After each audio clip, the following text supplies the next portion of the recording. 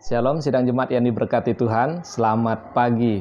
Senang berjumpa dengan saudara sekalian di pagi hari ini dalam program Sarapan Rohani Gereja Galang Ningyang Abian Basi.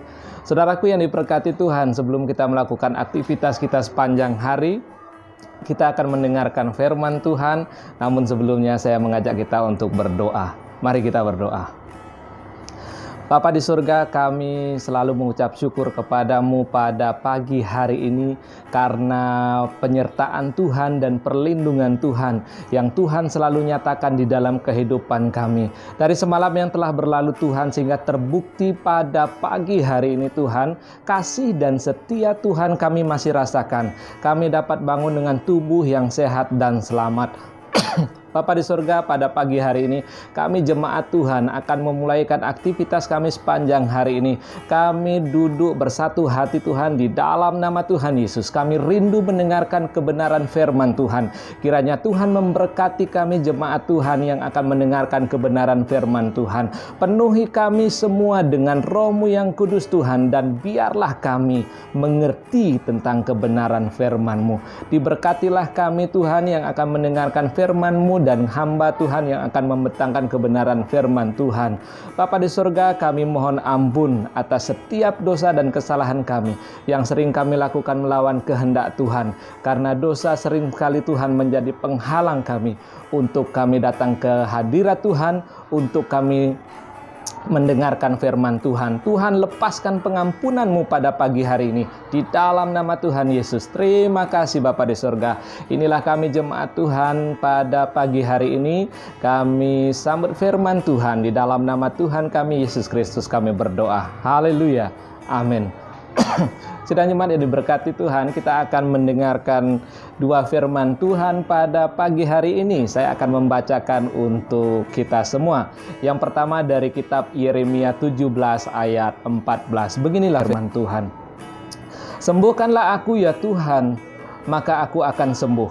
Selamatkanlah aku, maka aku akan selamat. Pembacaan kita yang kedua dari kitab Markus 2 ayat 17b. Markus 2 ayat 17b. Beginilah firman Tuhan, bukan orang sehat yang memerlukan tabib, tetapi orang sakit. Aku datang bukan untuk memanggil orang benar, melainkan orang berdosa. Saudaraku yang diberkati Tuhan, kita akan belajar merenungkan sedikit kebenaran firman Tuhan. Saya beri judul pada pagi hari ini, kepada yang tersisih dan lemah. Sekali lagi, kepada yang tersisih dan lemah. Saudaraku yang diberkati Tuhan, bagaimana sikap kita terhadap orang yang kita anggap jahat? Kita anggap jahat. Bagaimana sikap kita? Apakah kita marah atau membiarkan atau tidak peduli, atau bahkan kita datang menghampirinya dengan penuh kasih? Orang yang kita anggap jahat, seandainya ada tetangga kita yang mantan narapidana kembali ke rumahnya, bagaimana kira-kira sikap kita dan lingkungan kita terhadap dia, artinya terhadap tetangga kita? Mungkin sebagian besar akan menjauh dari dia, bahkan berprasangka buruk terhadap dia. Lalu apakah Allah juga melakukan hal yang sama? Apakah Allah juga menjauhi dia? Saudaraku yang diberkati Tuhan, Yeremia memberi seruan pertobatan kepada bangsanya yang telah jauh dari perkenanan Allah. Akan tetapi di tengah-tengah pewartaannya, Yeremia justru dituduh mengada-ngada dan difitnah bahwa Yeremia sebenarnya senang jika bangsanya ditimpa bencana dan malapetaka. Bahkan mereka mengancam keselamatan Yeremia, sehingga menyebabkan Yeremia berteriak meminta tolong kepada Allah agar membela dan melindunginya. Pada titik terendah hidup Yeremia merasa tersisih dan terancam. Yeremia mencari Tuhan.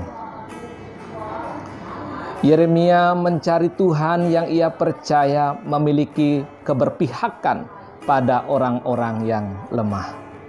Kemudian Injil Markus pada Markus 2 ayat 17 berkata perkataan Yesus yang merupakan ungkapan hati misinya. Yesus justru memberi dirinya kepada yang tersisihkan dan dianggap berdosa oleh dunia. Yesus memanggil Lewi si pemungut cukai untuk mengikuti dia.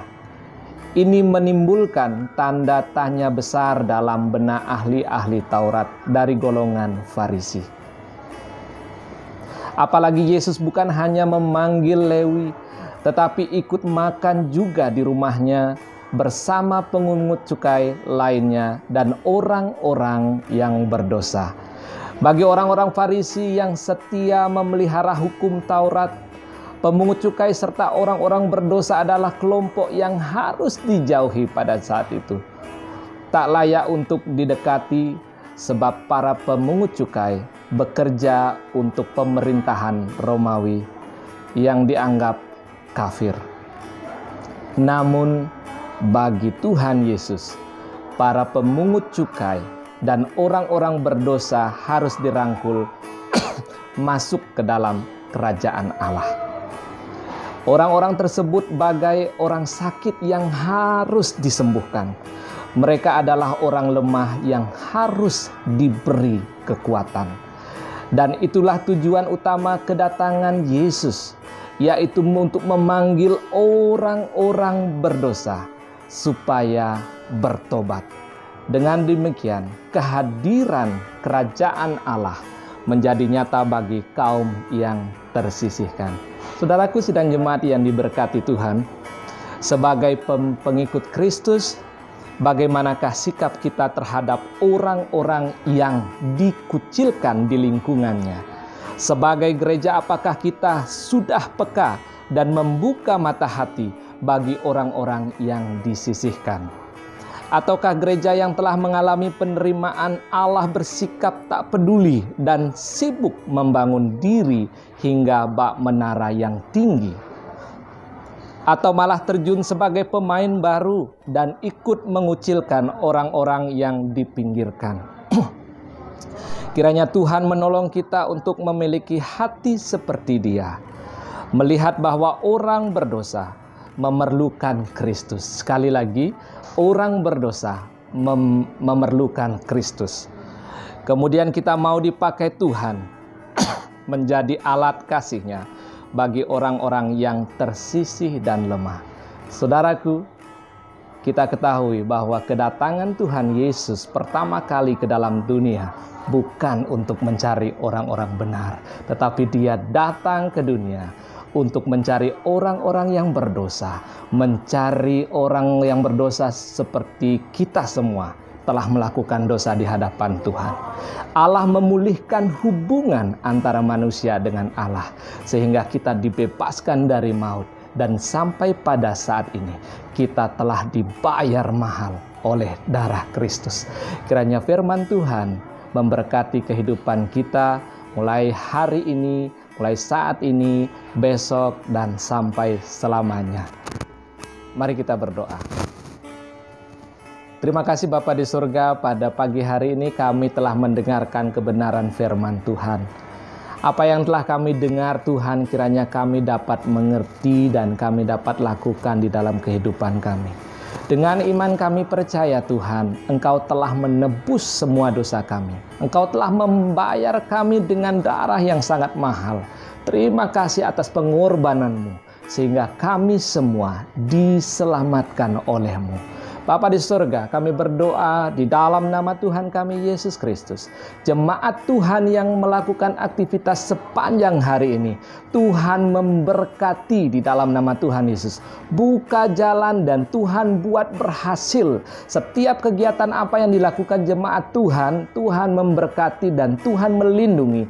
Dari awal, pertengahan, sehingga pada akhirnya Tuhan, semua aktivitas jemaat Tuhan pada pagi hari ini dapat diselesaikan dengan baik dan berkenan di hadapan Tuhan.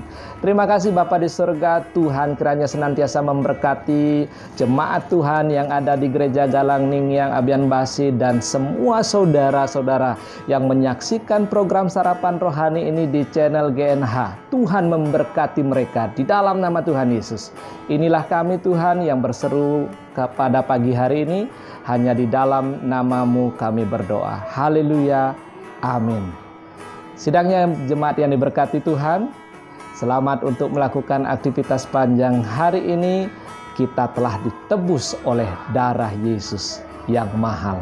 Haleluya. Amin.